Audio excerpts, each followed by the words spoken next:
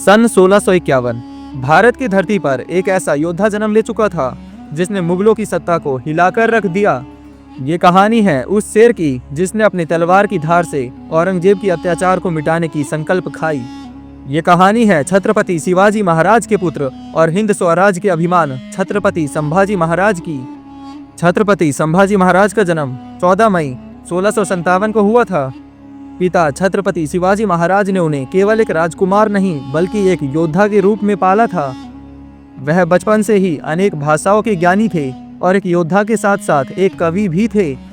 लेकिन जब भी वो तलवार उठाते दुश्मनों की सांसें थम जाती। 1681 में शिवाजी महाराज के स्वर्गवास के बाद मुगलों ने सोचा कि मराठा साम्राज्य कमजोर हो जाएगा, लेकिन वो नहीं जानते थे कि संभाजी अब सिंहासन पर बैठ चुके हैं। औरंगजेब ने भारत में इस्लामी सत्ता को फैलाने का संकल्प लिया, लेकिन संभाजी महाराज उनके रास्ते की सबसे बड़ी दीवार बनकर खड़े हो गए। संभाजी महाराज की सेना दुश्मनों पर बिजली की तरह गिरती थी।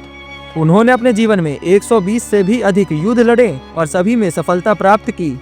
उनका सबसे बड़ा उद्देश्य था स्वराज की सुरक्षा। संभाजी महाराज ने मुगलों के किले ध्वस्त कर दिए, उनके फौजों को काट दिया, औरंगजेब को उसकी ही सल्तनत में असहाय बना दिया। अपने अपमान से भुखलाया हुआ औरंगजेब संभाजी महाराज को अब छल से पराजित करना चाहता था। उसने 1689 में संभाजी महाराज को विश्वासघात के कारण बंदी बना लिया। उसने संभाजी महाराज को अपने सामने झुकने और इस्लाम धर्म को स्वीकार करने के लिए कहा, लेकिन संभाजी महाराज ने ऐसा करने से साफ इनकार कर दिया। अपने अपमान का बदला लेने के लिए औरंगजेब अब अपनी सारी हदें पार करने के लिए जा रहा था।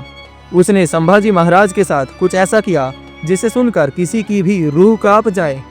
उन्हें लोहे के गरम सलाखों से दागा गया, उनके नाखूनों को निकाल लिया गया, उनके घाव पर नमक लगाया गया, उनकी आंखों को निकाल लिया गया। इन सब के बावजूद संभाजी महाराज स्वराज के नारे लगा रहे थे, जिस कारण औरंगजेब ने उनकी जीभ को भी निकाल लिया। अपने अंतिम समय में भी संभाजी महाराज के हृदय में केवल एक ही सपना था, स्वराज। औरंगजेब के कानों में संभाजी महाराज का केवल एक ही शब्द गूंजता, स्वराज अमर रहेगा। अंत में 11 मार्च 1989 को औरंगजेब ने बड़ी ही क्रूरता के साथ संभाजी महाराज की हत्या कर दी। लेकिन क्या वे सच में मरे? नहीं, उनकी शहादत ने मराठा साम्राज्य की जड़ों को और मजबूत कर दिया। अगले 27 वर्षों तक औरंगजेब महाराष्ट्र की धरती पर भटकता रहा, लेकिन जीत ना सका। अंत में उसकी मृत्यु एक हारे हुए बादशाह के रूप में हुई। संभाजी महाराज केवल एक योद्धा नहीं, वह स्वराज के आत्मा थे। उनका बलिदान एक संदेश है कि अत्याचार चाहे कितना भी बड़ा क्यों ना हो, यदि संकल्प अडिग है तो न्याय की विजय निश्चित है। जय भवानी, जय शिवाजी।